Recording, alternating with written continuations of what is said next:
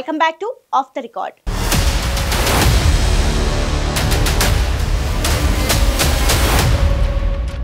మాటల యుద్ధం చూసాం, కానీ ఇళ్ల మీద పడి ఆస్తులు ధ్వంసం చేయడం ఏంటనేది ఇప్పుడు నెల్లూరు జనంలో తీవ్ర చర్చ జరుగుతోందట. నీది తప్పంటే నీది తప్పు అంటూ ఆరోపణలు చేసే వారిని చూసాం, కానీ వ్యక్తిగత ఆరోపణలతో రోడ్డెక్కడం దారుణమంటూ జిల్లా ప్రజలు మండిపడుతున్నారట.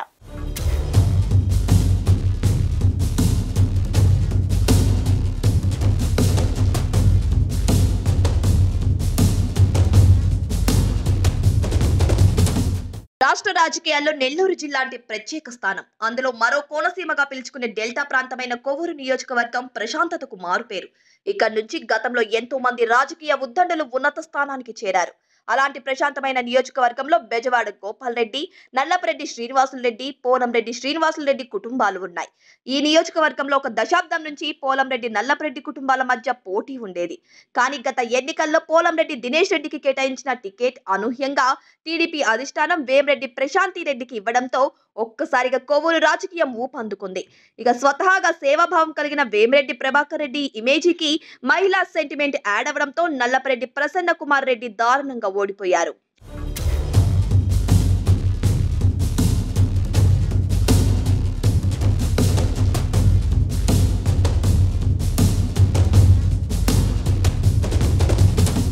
అవినీతి రహిత, వివాదరహిత కొవ్వూరు లక్ష్యమని ఎన్నికల ముందు ప్రచారం చేశారు ప్రశాంతి రెడ్డి. అలాగే జనంలో కూడా మమేకమవుతున్నారు. అయితే గెలిచిన ఎన్నికల తర్వాత కొవ్వూరు రాజకీయం తారస్థాయికి చేరిందట.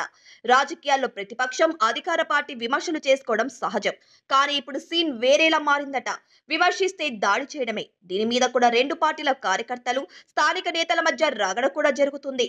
మహిళను కించపరచడం ఏంటని ప్రశాంతి రెడ్డి వర్గీయులు చెబుతుంటే, ఇంటి మీద దాడి చేయడం ఏంటని ప్రసన్న కుమార్ రెడ్డి వర్గీయులు మండిపడుతున్నారు.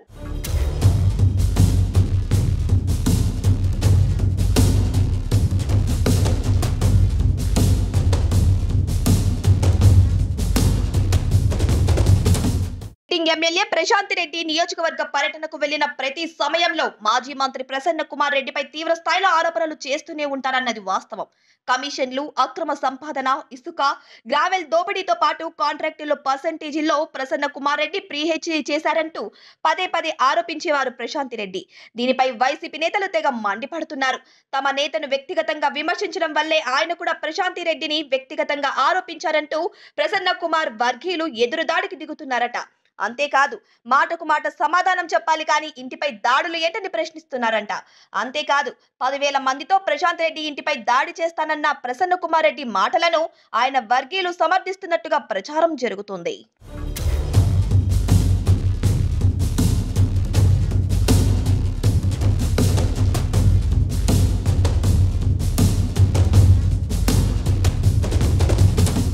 నెల్లూరు జిల్లా చరిత్రలో ఇంతవరకు ఒక రాజకీయ నాయకుడి ఇంటిపై అల్లరి మూకల విధ్వంసం చేసిన సంఘటన అయితే లేనేలేదు.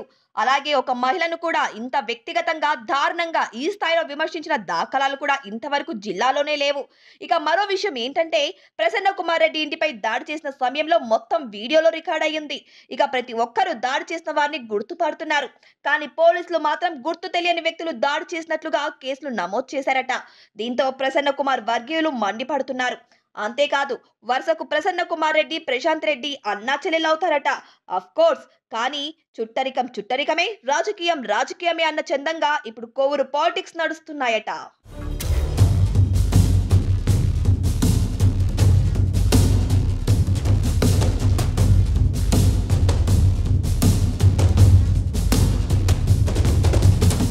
ఇది వాల్టి of the record. Keep watching mega 9 TV.